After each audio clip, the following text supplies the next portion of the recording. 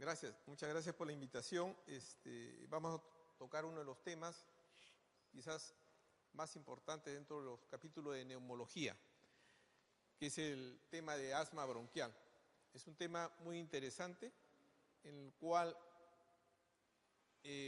a nivel del Perú tiene una prevalencia muy alta dentro del territorio nacional, sobre todo en el área de la costa. Ustedes van a ver en los cuadros subsiguientes cómo se va comportando esta enfermedad, dónde son los sitios de mayor prevalencia, cuál es la característica para abordar el tratamiento de esta enfermedad y así sucesivamente.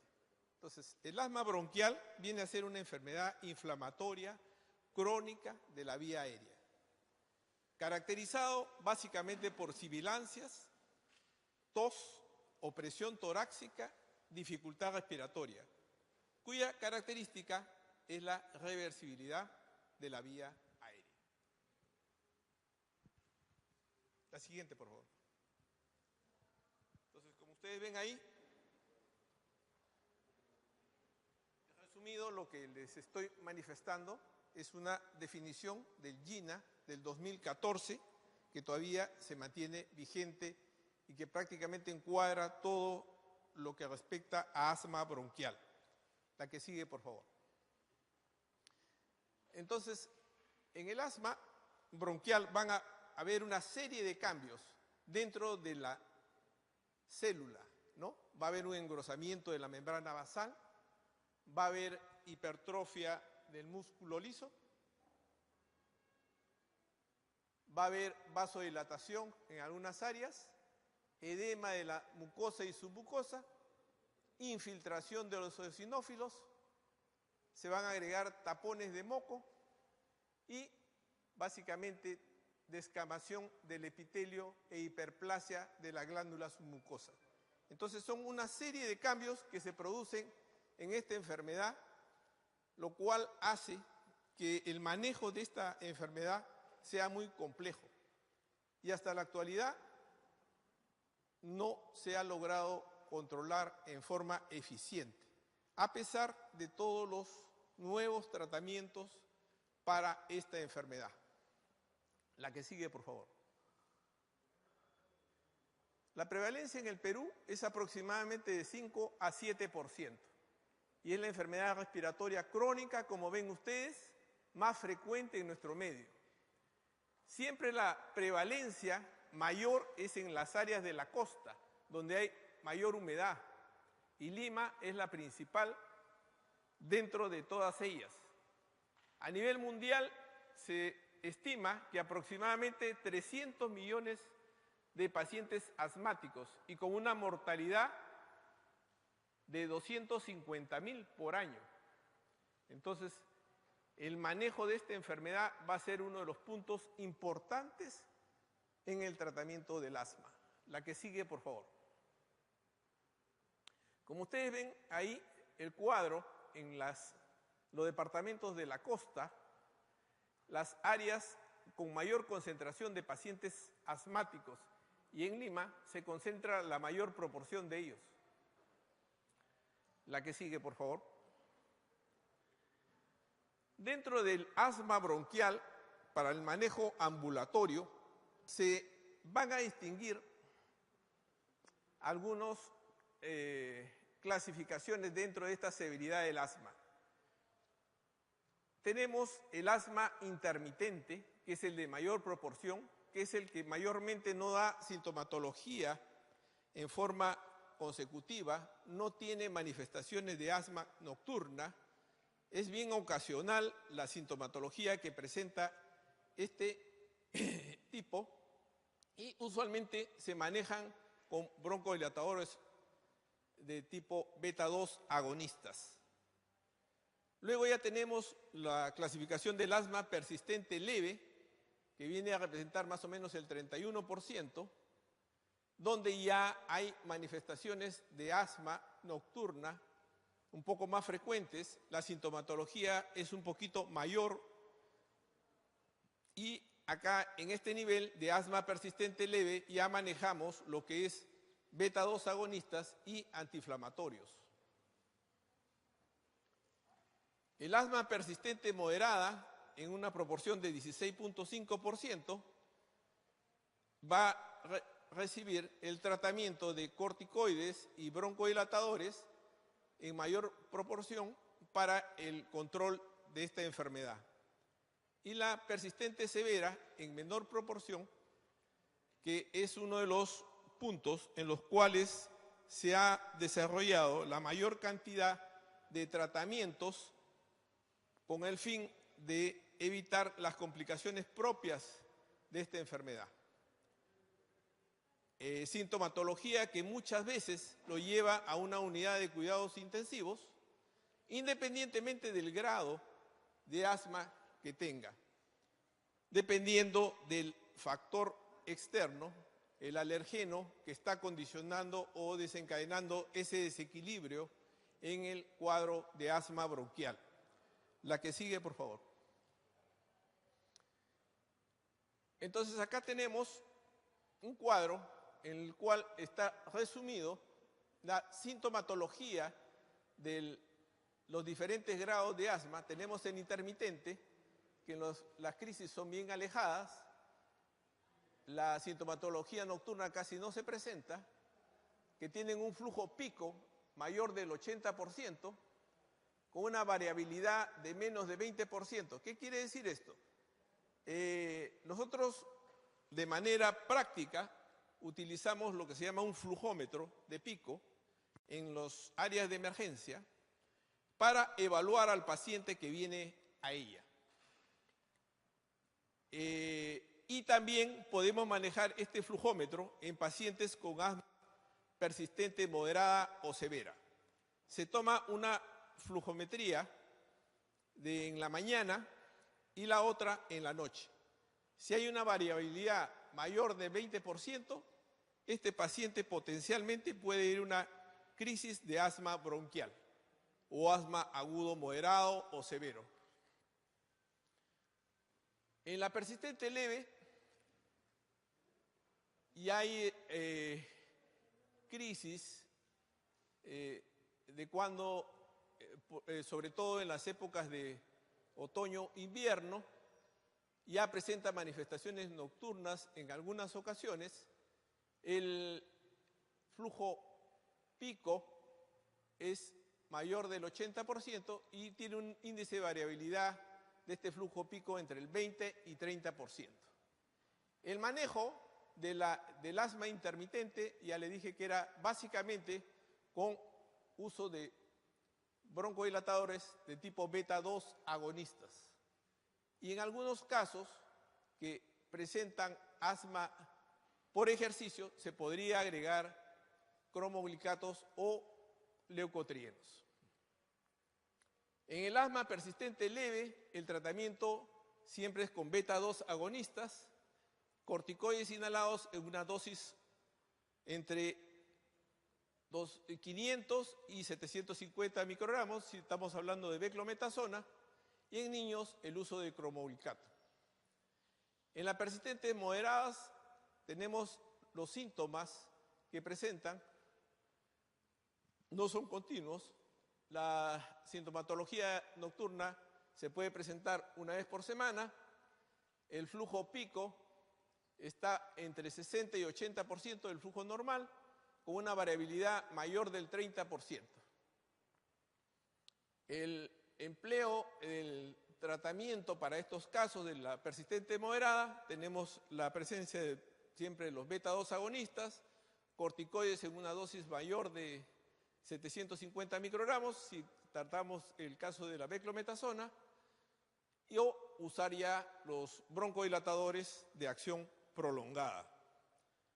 Broncodilatadores y antiinflamatorios de acción prolongada ya a partir de la persistente moderada. Y en la persistente severa, ya la sintomatología es más continua, las crisis nocturnas son mayores, casi a diario. Este paciente normalmente ronca y silba siempre. A pesar del tratamiento, el flujo pico es menor del 60% y la variabilidad es mayor del 30%. Y acá entramos a tallar el uso de beta-2 agonistas, el empleo de corticoides inhalados en dosis mayores, el uso de broncodilatadores y antiinflamatorios de acción prolongada, el uso de corticoides orales y muchas veces el uso de teofilina. La que sigue, por favor. Dentro del asma bronquial tenemos los llamados fenotipos del asma. A la cabeza, dentro de la presentación más frecuente, es el asma alérgica, que ustedes ya la conocen, cuyas manifestaciones pueden desencadenarse por presencia, básicamente acá en nuestro medio es por la humedad, el polvo, procesos virales, que van a condicionar la presencia de sintomatología de este tipo. Tenemos el asma que se presenta en los pacientes obesos, en los cuales, básicamente, si en el asma alérgico había presencia de eosinófilos mayormente asociado, acá puede haber presencia de eosinófilos, puede haber presencia de neutrófilos indistintamente. El asma con limitación del flujo aéreo tenemos en aquellos pacientes que no son manejados en forma adecuada y han hecho uso y abuso de broncodilatadores o beta-2 agonistas, en los cuales ha habido una remodelación en el tejido cilíndrico ciliado, condicionando con ello que haya una limitación en el flujo aéreo.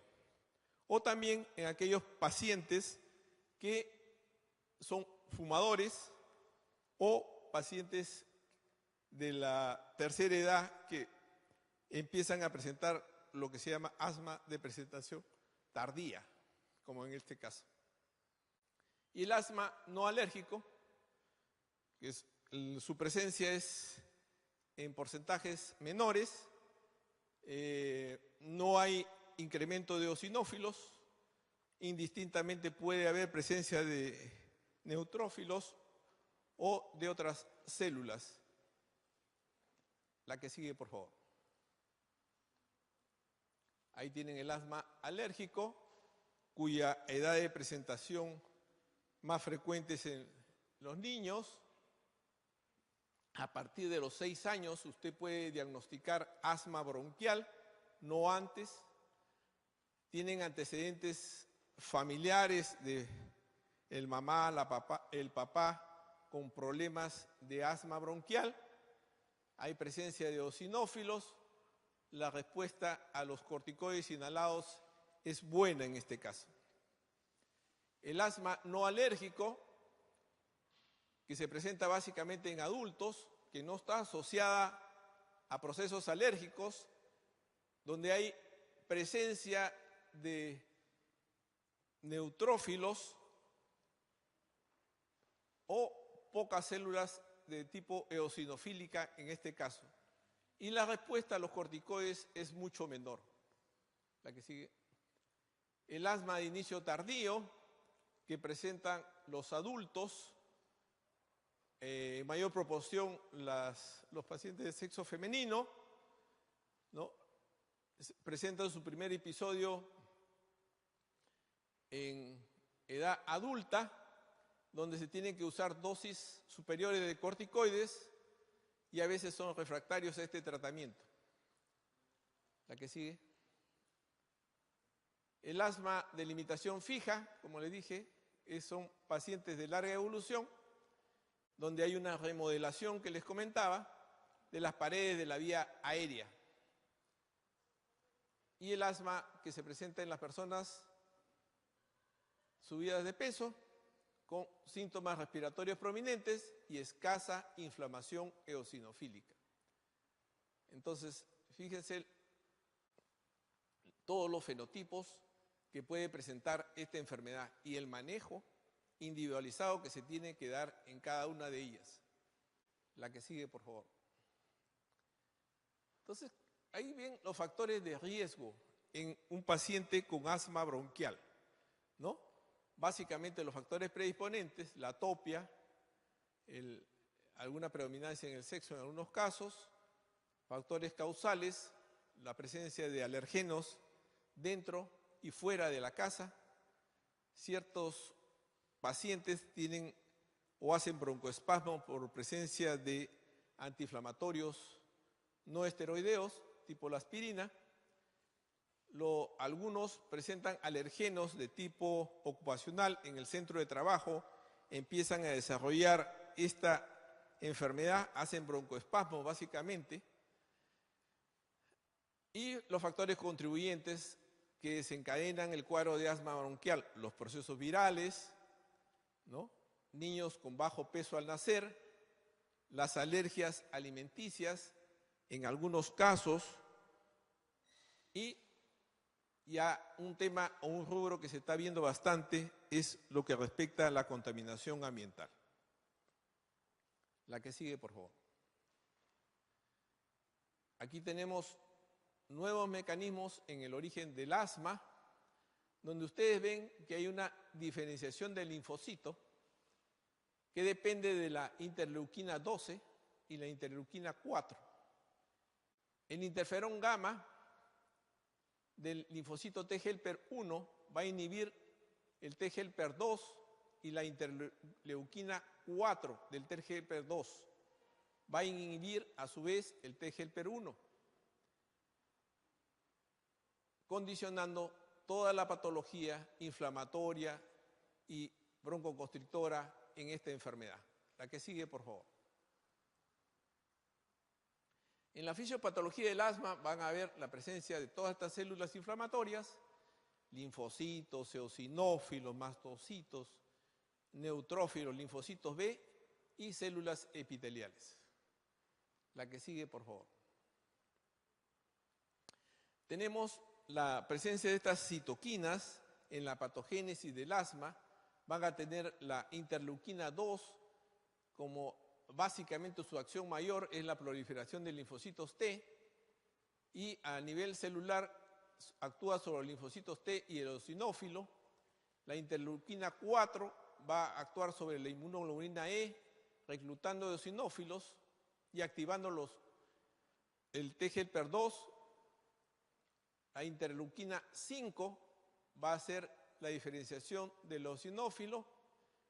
La 6 básicamente actúa sobre las inmunoglobulinas, condicionando hiperplasia e hipertrofia del músculo liso. La interleuquina 12 va a inducir la presencia de T helper 1, y la interleuquina 13 va a promover la presencia de inmunoglobulina E y interleuquina 12. La que sigue, por favor.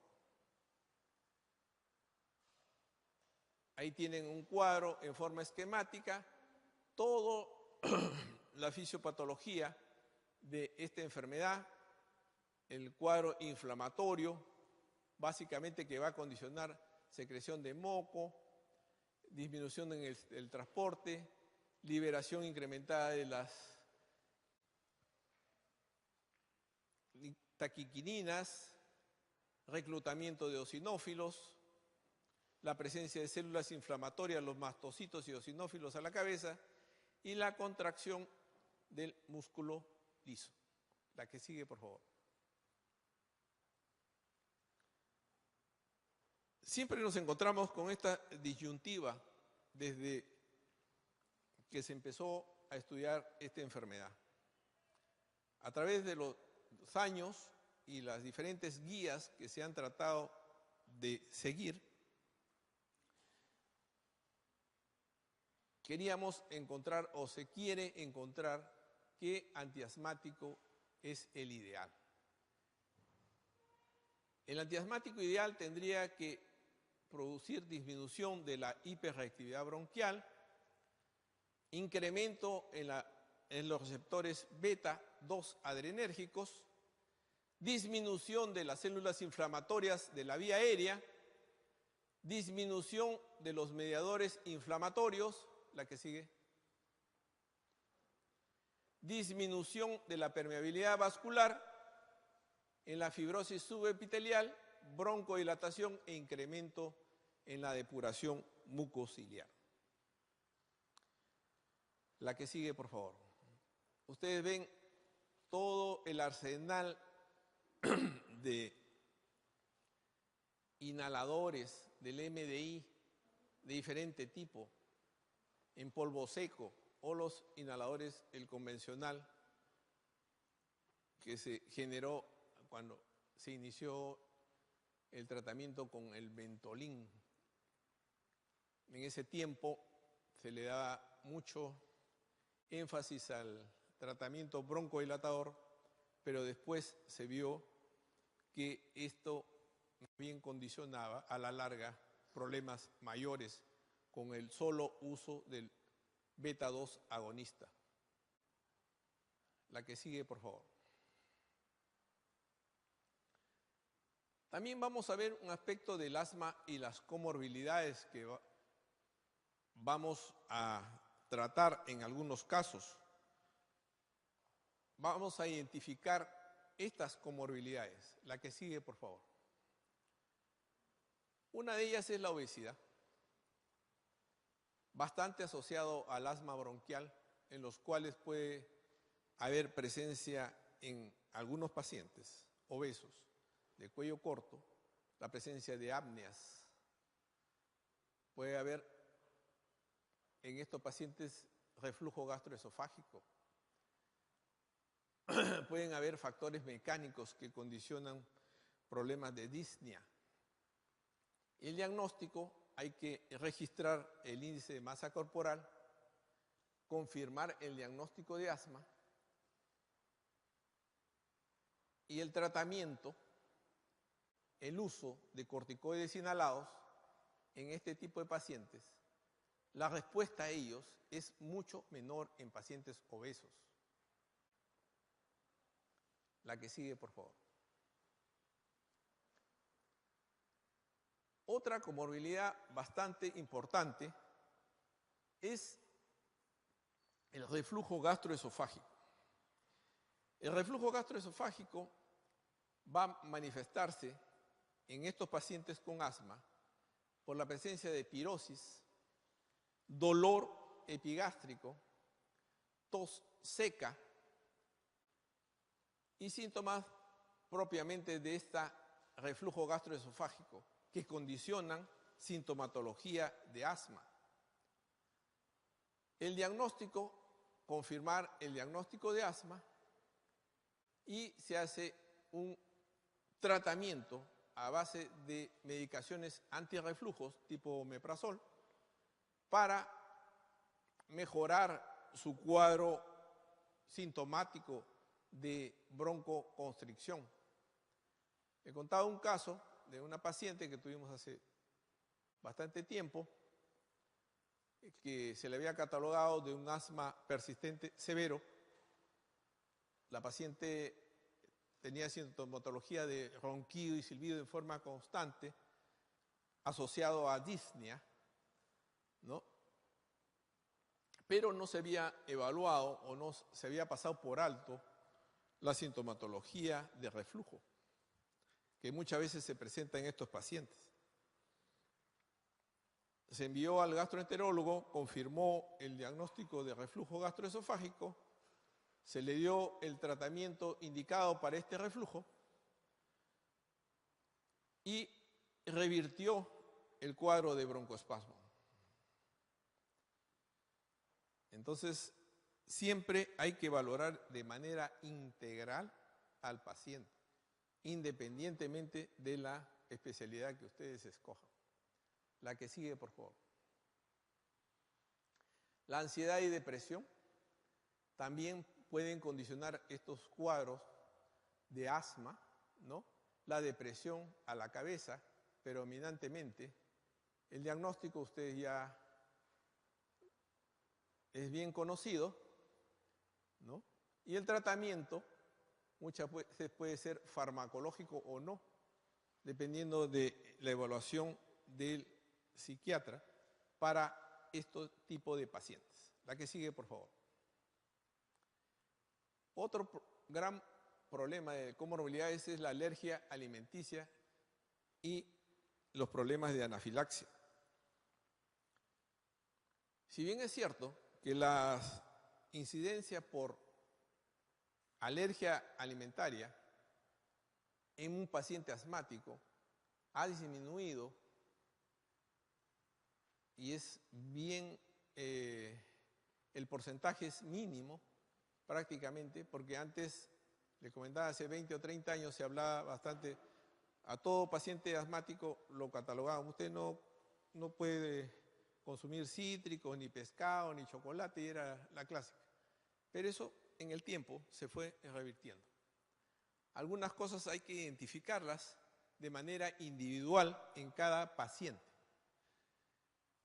Las manifestaciones de estos pacientes que hacen problemas de alergia alimentaria tienen que identificar cuál de ellos es como condicionante de problema de broncoespasmo, que muchas veces llevan a problemas de anafilaxia o un asma agudo fatal, como tuvimos en una oportunidad, un paciente que potencialmente joven, 25, 26 años, que no sabía que era alérgico a los mariscos, ingirió estos y como consecuencia de ello tuvo un problema de un asma agudo fatal que lo llevó a la unidad de cuidados intensivos. Tuvimos que intubarlo, colocarlo en ventilación mecánica, darle su tratamiento broncodilatador, antiinflamatorio, revirtiendo el cuadro. Entonces, tengan bastante cuidado con este tipo de pacientes. Identificarlo en el curso de la historia clínica que ustedes realicen, siempre ver si ha tenido algún tipo de atopia o alergia a determinado alimento o algún producto que consuma este tipo de pacientes. Entonces, evitar estos alimentos desencadenantes y dar el tratamiento respectivo. La que sigue, por favor. Siempre el asma en un 30-40% está asociado a problemas de rinitis alérgica. Entonces, esta debe ser tratada en forma complementaria y darle su tratamiento de corticoide inhalado muchas veces para el problema de la rinitis alérgica y su tratamiento para el asma. La que sigue, por favor. Ahí tenemos cómo ha ido evolucionando los tratamientos en el transcurso de los años, ¿no? En un primer momento se utilizaban los beta-2 agonistas de acción corta, allá por el año 1980. Ya en el 90 empiezan a haber algunos casos de asma de intensidad moderada a severa en mayor proporción, generando con ello ya el uso de antiinflamatorios, corticoides, y con una evolución mucho mejor y las recaídas mucho menores para el caso de estos pacientes con asma bronquial. Luego ya en el 92 ya se empiezan a usar lo que es broncodilatadores y antiinflamatorios de acción prolongada, de 12 horas más o menos de acción, y finalmente el empleo del formoterol, que es un broncodilatador de acción prolongada y el único broncodilatador de acción prolongada que se puede usar como terapia de rescate, al igual que el salbutamol. La que sigue, por favor. Entonces ahí tenemos toda la terapia que disponemos para el asma bronquial, beta-2 agonistas, inhalados, de acción corta, de acción prolongada, corticoides sistémicos, anticolinérgicos inhalados y para casos severos, en algunos casos, el uso de epinefrina o noradrenalina. La que sigue, por favor. La que sigue. Complétalo todo el cuadro. Entonces, en este cuadro, ustedes ven el uso de los beta-2 agonistas, cómo ha ido evolucionando en el tiempo. Desde los beta-2 agonistas de acción corta, de 6 horas, 8 horas, el más conocido el salbutamol, y ya el empleo del salmeterol, que es un beta-2 agonista pero de acción prolongada, que dura 12 horas. Pero mire, el salmeterol, ¿en qué tiempo empieza a hacer pico? A las 4 horas. A diferencia del formoterol que les comentaba, que se puede usar, que es un broncodilatador de acción prolongada, su acción es de 12 horas, pero ya empieza a hacer pico a los 30 minutos, a 45 minutos alcanza su pico máximo. Entonces sí se puede usar como terapia de rescate también este broncodilatador, de acción prolongada, el único. La que sigue. Tenemos diferentes clases de beta-2 agonistas. Tenemos lo de inicio rápido y corta duración. Dentro de ellos tenemos la terbutalina y el salbutamol inhalado. Tenemos los de inicio rápido y larga duración, que es el formoterol inhalado que les comentaba. Tenemos lo de inicio lento y de corta duración, la terbutalina, el salbutamol oral, el formoterol oral. Y tenemos también lo de inicio lento y larga duración, que es el salmeterol y el bambuterol oral. La que sigue, por favor. Ahí tenemos la teoría de difusión microcinética de los diferentes broncodilatadores, del salbutamol, el formoterol y el salmeterol. El formoterol, que es de duración larga, inicio rápido, como les comentaba, y el salmeterol, duración larga, pero inicio lento. La que sigue. Tenemos un cuadro en el cual se ven los beta-2 agonistas, su afinidad y selectividad por los receptores. La que sigue. Y acá tenemos ya un cuadro con las dosis de glucocorticoides inhalados en adultos, ¿no? El primero de ellos, el que se empezó a usar, fue la beclometasona o el dipropionato de beclometasona y las dosis empleadas, ¿no? Dosis bajas, intermedias o altas. Por decirle acá, en el asma intermitente o persistente leve, estas dosis para el persistente moderado y estas dosis para el severo. Tenemos ya la presencia de glucocorticoides de acción prolongada, el budesonide, el propionato de fluticasona, la mometasona y el acetato de triamcinolona. La que sigue, por favor.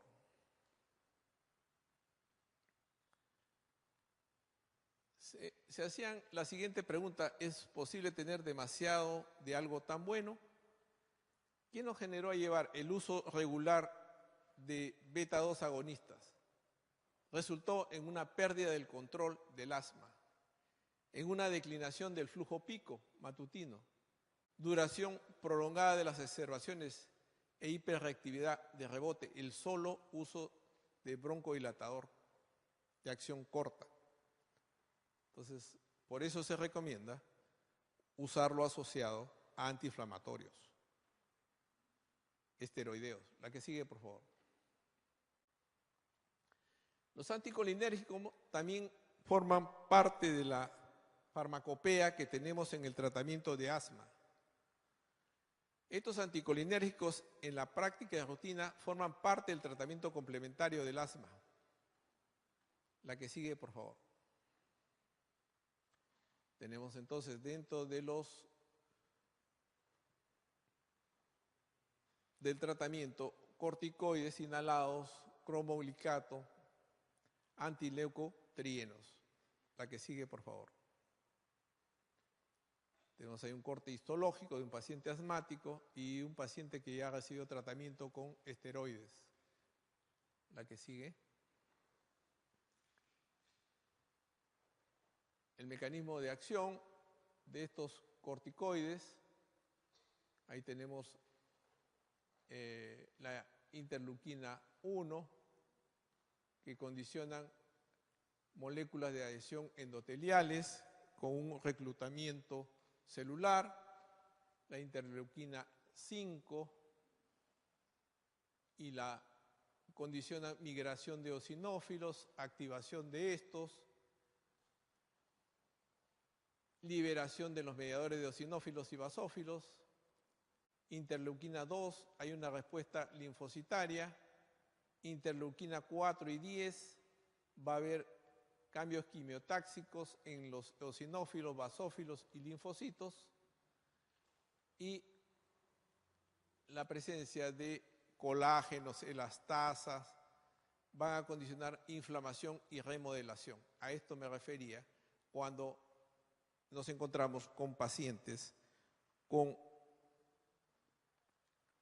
que son refractarios muchas veces al tratamiento y no se comportan de manera usual frente al tratamiento corticoide y broncodilatador. Y la reversibilidad en estos pacientes es bien pobre. La que sigue. Ahí tenemos toda la farmacopea de esteroides inhalados, beclometasona de acción corta, 6 a 8 horas, desde la budesonida o la fluticasona, que tiene acción de 12 horas. La que sigue, por favor. Ahí tenemos el mecanismo de acción de los leucotrienos, actúa a nivel del ácido araquidónico, y los mediadores son mediadores de broncoconstricción, secreción de moco, edema y reclutamiento de eosinófilos. La que sigue, por favor. Entonces, dentro de las características clínicas en adultos que aumentan o disminuyen la probabilidad de asma, tenemos un grupo que pertenecen a la alta probabilidad de tener asma y baja probabilidad. Dentro de la alta probabilidad, que tengan más de uno de los siguientes síntomas: sibilancias, disnea, opresión en el pecho. Síntomas que empeoran en la noche o en las primeras horas de la mañana. Síntomas en respuesta al ejercicio, hacen broncoespasmo. Síntomas después de tomar algún antiinflamatorio no esteroideo, tipo aspirina. Historia de desorden atópico en piel, antecedentes familiares de asma, sibilancias generalizadas a la auscultación, un volumen expiratorio forzado al primer segundo, bajo o disminuido, presencia de eosinófilos en la sangre periférica. Y una baja probabilidad de asma, presencia de mareos, aturdimiento, sensación de hormigueo, tos productiva crónica en ausencia de sibilancias o dificultad respiratoria, examen físico normal, síntomas que acompañan el resfrío solamente, antecedente de tabaquismo, enfermedad cardíaca, espirometría normal o flujo pico normal. La que sigue, por favor. Ahí tenemos un flujómetro. En este flujómetro medimos el flujo pico, hacemos que la paciente haga una expiración rápida en un solo tiempo, a diferencia de la espirometría, y hay un calibrador ahí con una valoración en el flujómetro, y hay unas tablas también de acuerdo al peso, a la talla, la edad de la paciente, para determinar cuál es su flujo pico normal y cuándo está disminuido 20, 30, 40%, para determinar con ello si la paciente está iniciando un proceso de asma agudo, moderado o severo. Es un aparatito práctico que pueden usarlo en las emergencias para determinar el grado de obstrucción bronquial. La que sigue, por favor. Ahí tenemos una curva de la espirometría, donde el valor principal dentro de esta espirometría es el volumen expiratorio forzado al primer segundo. Al primer segundo usted debe eliminar aproximadamente el 80% de la expiración. Ahí tienen una espirometría normal en verde. Y un paciente asmático, cómo disminuye este volumen expiratorio forzado al primer segundo. Y se valora de acuerdo al peso, a la talla, a la edad, y en porcentajes, ¿no? El volumen expiratorio forzado al primer segundo debe ser mayor del 80% en una paciente normal. Si está disminuido entre 70 y 80 es un obstructivo leve, entre 60 y 70 es un moderado, y si es menor de 60 es un obstructivo severo. Entonces, con esto usted determina dónde o el área donde va a ir este paciente, si puede ser manejado en emergencia o va a necesitar hospitalización. La que sigue, por favor. Ahí tienen el patrón obstructivo, ¿no?, donde hay disminución del volumen expiratorio forzado al primer segundo. La que sigue, por favor. Uno de los temas también que llama bastante o llamaba bastante la atención en pacientes asmáticos era el dosaje de óxido nítrico exhalado. Este dosaje de óxido nítrico exhalado hará un tiempo se creía de bastante utilidad en la determinación de algún tipo de asma, sobre todo en los asmas de tipo eosinofílico. Los estudios posteriores determinaron que esto no era así. Y la elevación de este óxido nítrico inhalado se presentaba tanto en pacientes que tenían inflamación eosinofílica como los que no presentaban. Entonces, esto está en estudio y los estudios son controversiales. Hay a favor y en contra de estos marcadores biológicos, pero no son concluyentes. La que sigue, por favor. El objetivo del tratamiento, en que no haya sintomatología crónica, no ataques agudos de asma, disminución de estas visitas a la emergencia, el uso mínimo de beta-2 agonista de acción corta.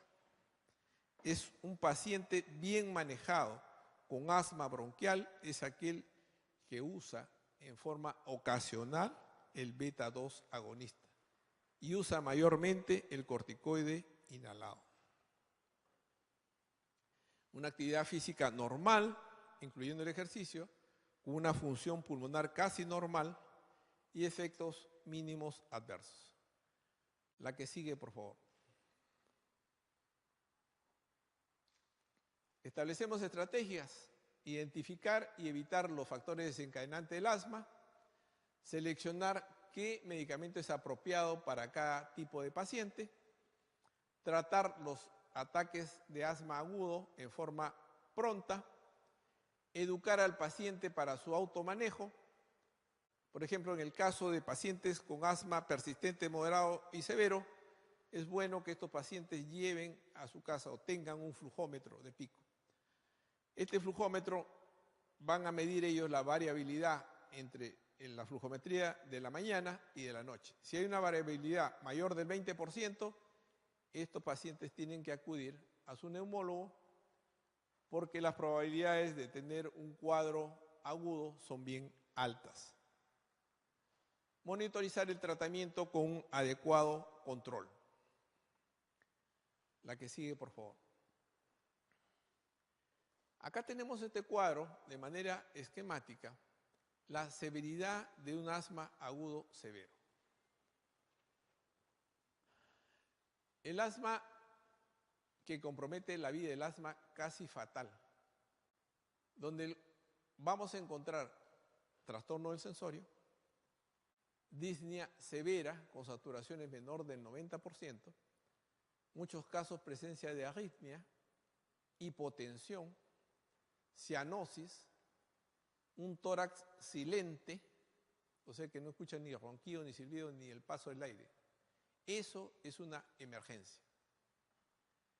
Un pobre esfuerzo expiratorio o respiratorio, y ustedes le toman una gasometría y van a encontrar hipoxemia y retención de CO2. Un asma agudo severo, donde van a encontrar un flujo pico entre 33 y 50%, una frecuencia respiratoria mayor de 25 por minuto, una frecuencia cardíaca mayor de 110 por minuto y muchas veces incapacidad para hablar. En el moderado van a encontrar un flujo pico entre 50 y 75%, y en el leve hay una variabilidad en el flujo pico mayor del 40%. La que sigue, por favor. ¿Qué riesgos implica el asma agudo severo o asma casi fatal? ¿Y qué factores van a predisponer la presencia de asma de riesgo vital? Episodios previos o pacientes que ya han ingresado anteriormente a la unidad de cuidados intensivos o han sido intubados o han usado ventilación no invasiva. Actualmente, en pacientes con asma agudo severo que van a las unidades de cuidados intensivos, de primera intención se usa ventilación no invasiva con unas máscaras de interfase. Ya no como antes, que de primera intención iban a ventilación invasiva, tenían que intubarlos, condicionando con ellos mayores complicaciones y presencia de neumonías nosocomiales asociadas, lo que no sucede con la ventilación no invasiva. Aquellos pacientes que han tenido hospitalizaciones frecuentes al año, siempre preguntarles, este año, ¿cuántas veces ha requerido ir o a emergencia o a ser hospitalizado? Que han tenido múltiples consultas a los servicios de emergencia, que tienen algún trastorno psicológico, problemas depresivos, que tengan asociado alguna comorbilidad cardiovascular, o que hayan usado el beta-2 agonista de manera excesiva, ¿no? Muchas veces vienen y le dicen, bueno, está usando mi inhalador cada 3 minutos, cada 5 minutos, tengo una taquicardia tremenda, y no han solucionado su problema de broncoespasmo. Entonces, siempre la educación en estos pacientes para conocimiento de su enfermedad debe ser en cada consulta que ustedes realizan. O muchas veces ustedes le dan el mejor broncodilatador, pero el paciente no lo sabe utilizar en forma correcta. Usándolo bien un MDI, con todas las indicaciones del caso, se aprovecha un 10%. Si utilizan la aerocámara, aumenta su utilidad en 25%. Entonces, para que tengan idea de qué importancia tiene el uso de el buen manejo del broncodilatador. Y pacientes sin control periódico de su enfermedad, o sea, simplemente se acuerdan de su asma cuando tienen las crisis, nada más.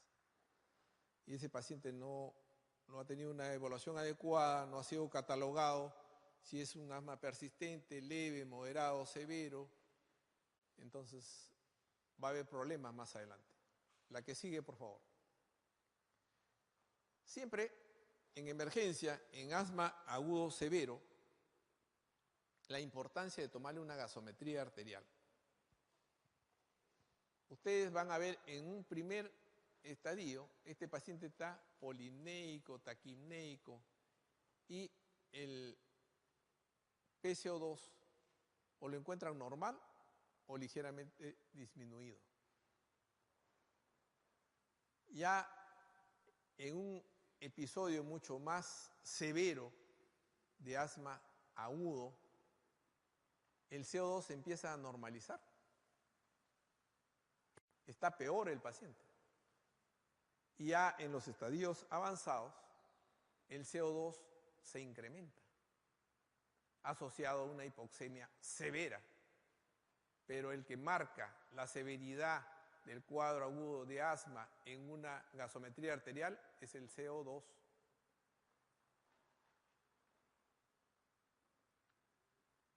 La que sigue, por favor. Entonces, acá tenemos un cuadro en las cuales se hace una evaluación del nivel de gravedad de asma, ¿no? En las crisis leves, en las moderadas y en las severas o el asma casi fatal.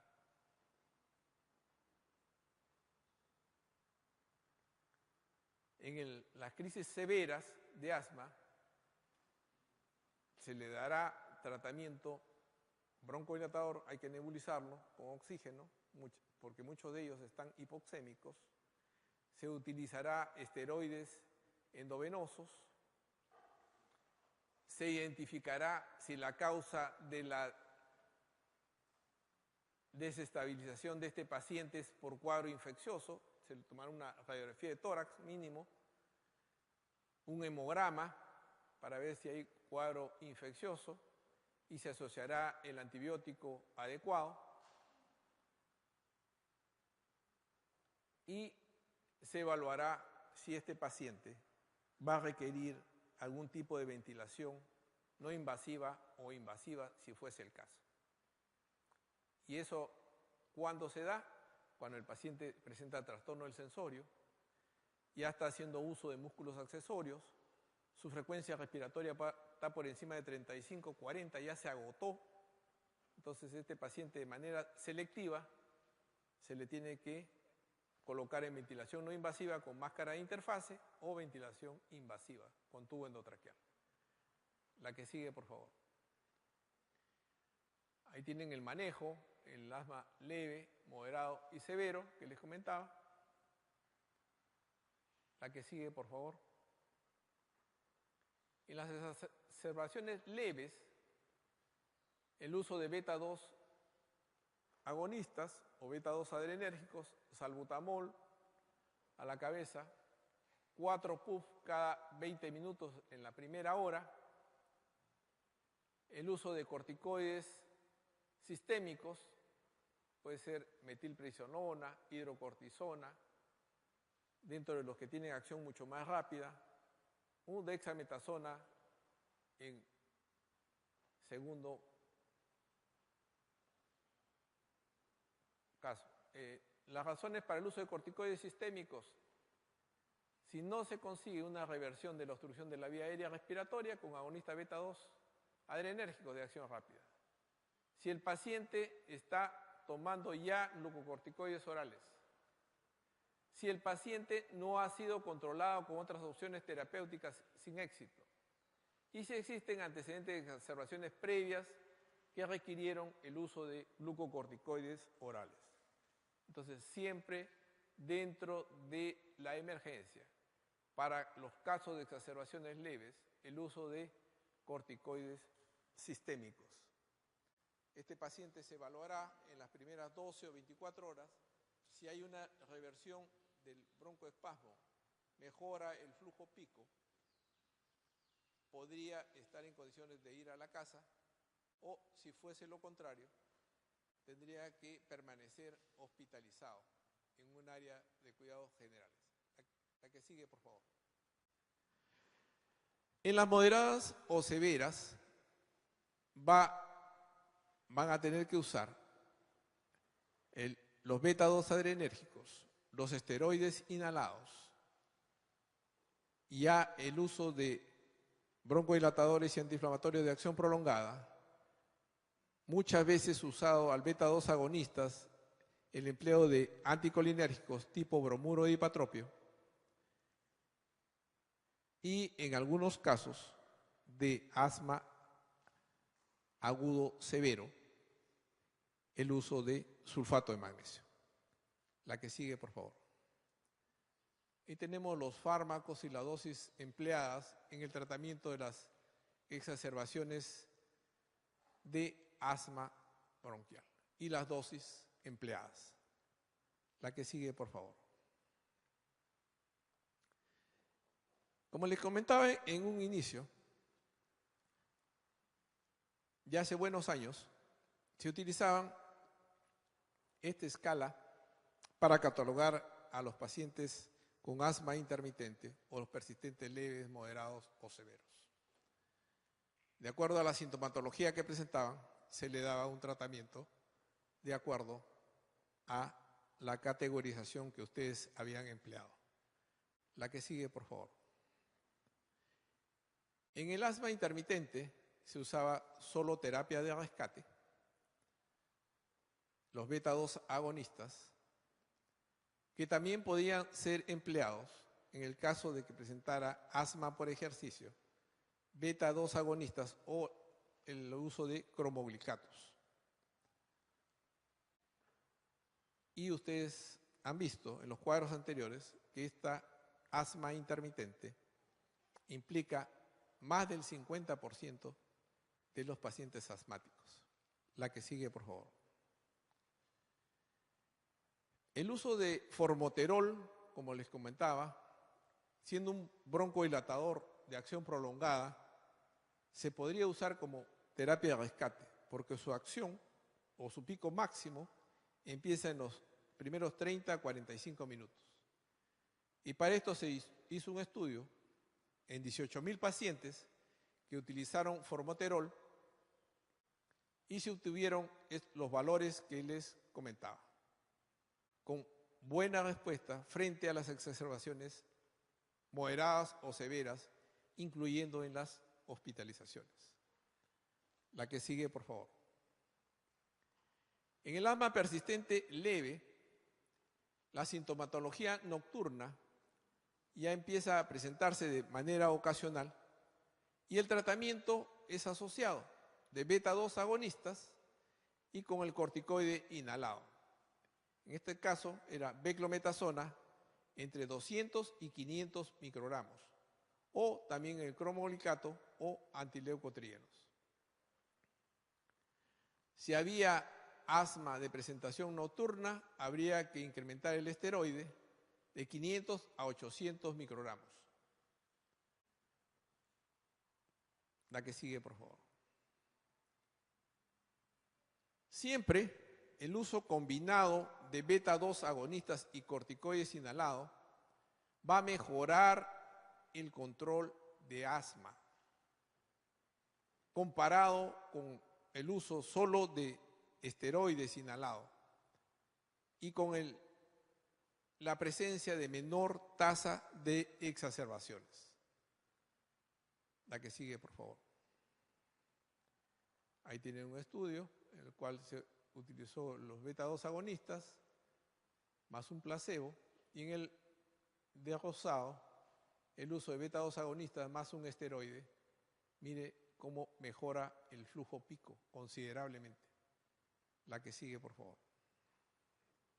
En el persistente moderado, ya el uso de beta-2 agonistas y el corticoide, pero ya en dosis mayores, beclometasona entre 800 y 2000 microgramos, la presencia de broncodilatadores de acción prolongada y considerar los antileucotrienos. La que sigue.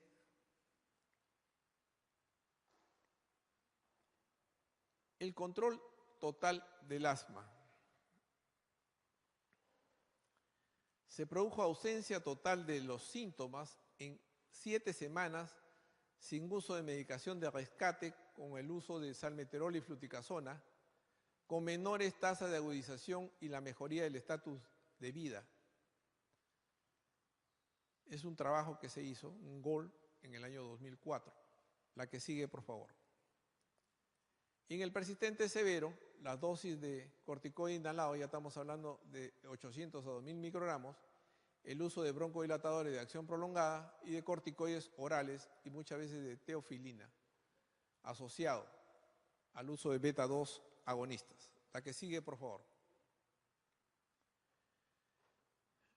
Este es el cuadro que se maneja de manera esquemática actual. El GINA recomienda estos 5 pasos en el tratamiento del asma bronquial. Ustedes ven desde la etapa 1, el paso 1, que prácticamente el uso de broncodilatadores o beta-2 agonistas, a la etapa más severa del paciente con asma, que no responden a estos pasos anteriores, incluso con broncodilatadores y antiinflamatorios de acción prolongada, el uso de medicamentos con antiinmunoglobulina E, el uso de bromuro de tiotropio. Mire cómo se va haciendo cada vez más complejo este tratamiento. La que sigue, por favor.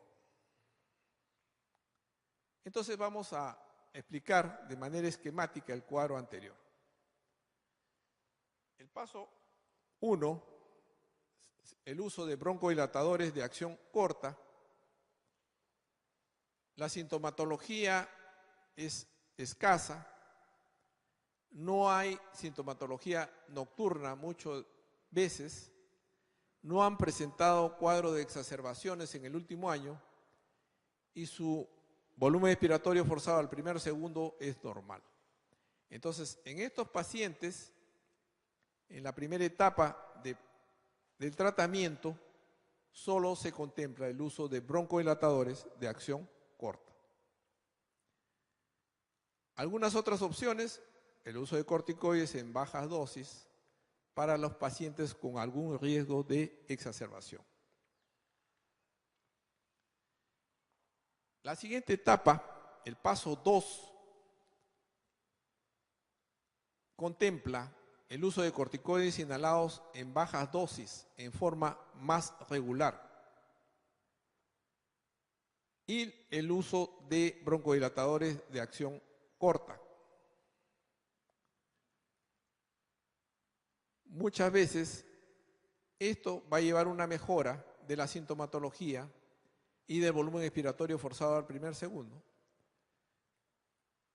Usar el broncodilatador asociado al antiinflamatorio que usar solo el antiinflamatorio solamente.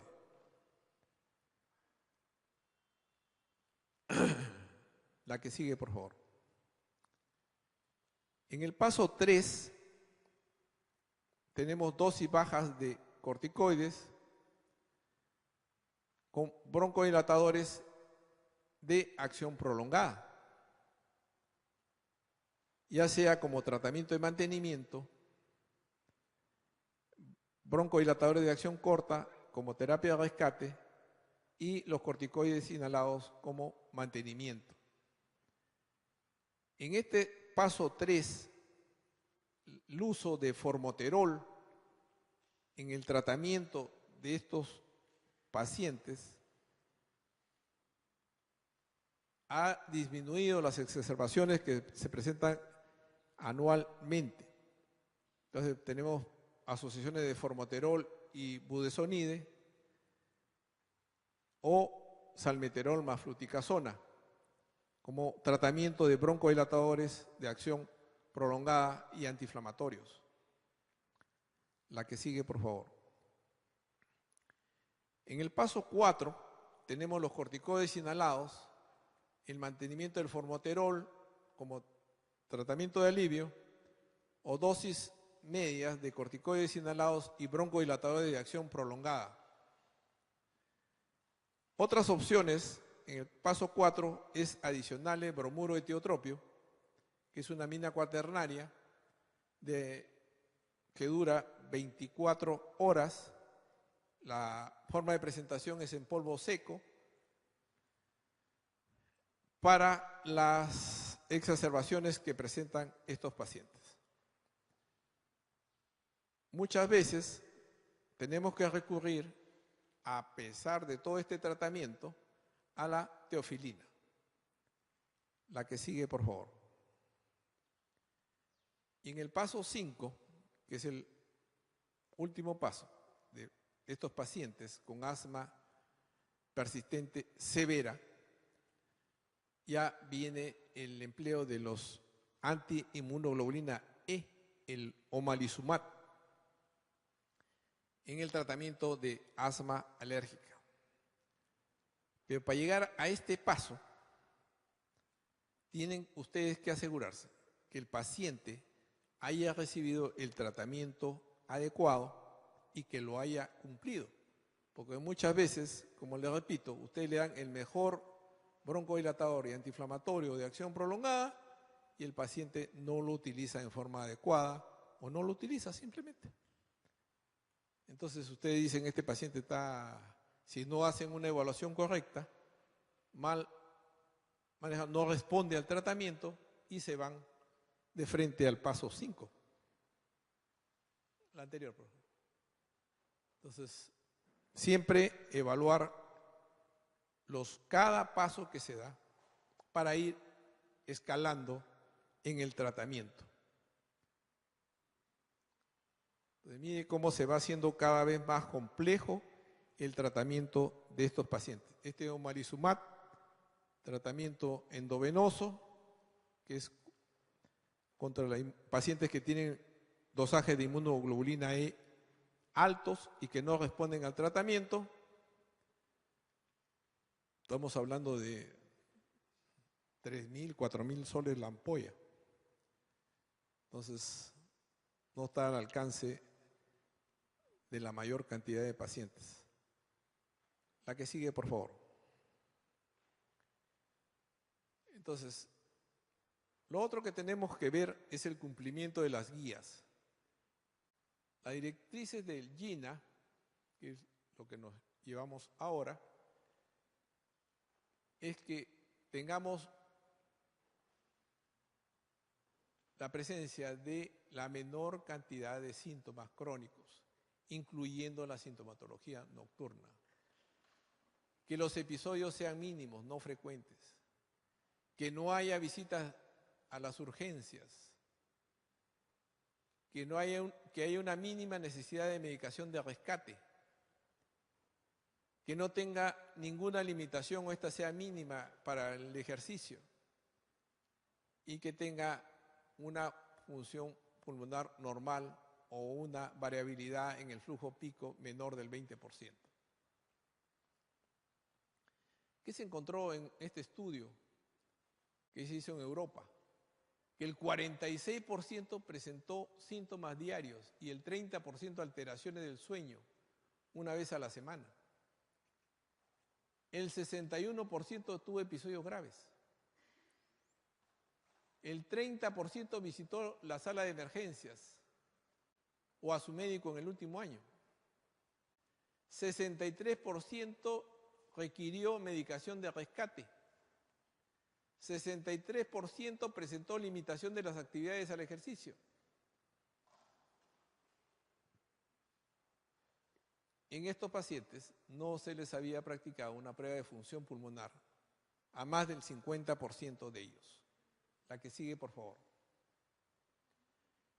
Este es otro estudio del RESPONSE, también que se hizo en España, Alemania e Inglaterra, en los cuales se vio que a pesar del tratamiento había sintomatología en el 67%. La adhesión al tratamiento es solo del 51%. Y el 68% prefería tomar menos medicación. La que sigue, por favor. El 61% prefería tener un solo inhalador para tratar su problema de asma.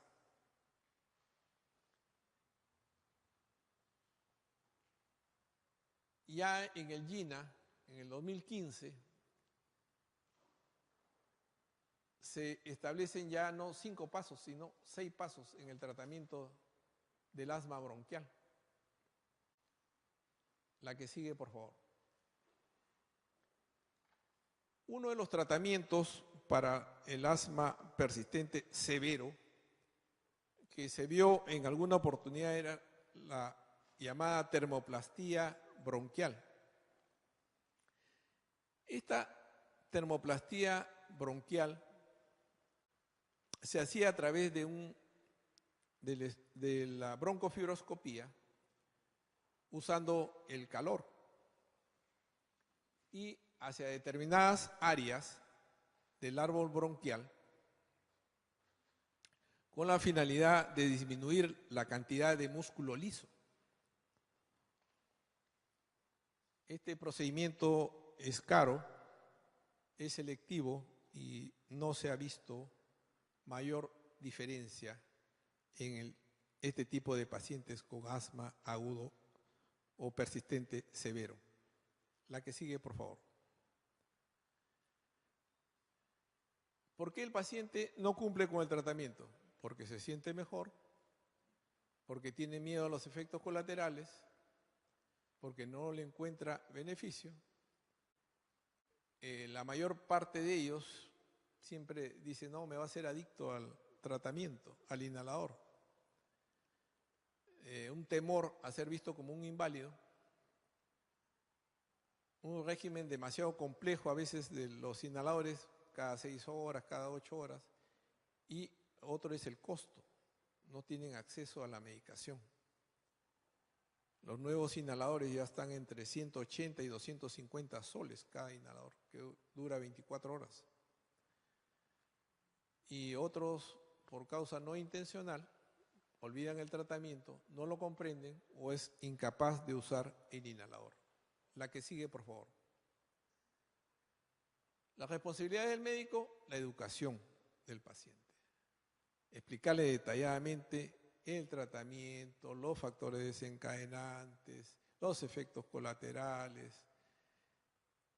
Entonces, hacerlo comprender acerca de su enfermedad y el comportamiento de esta, o qué lo puede desencadenar.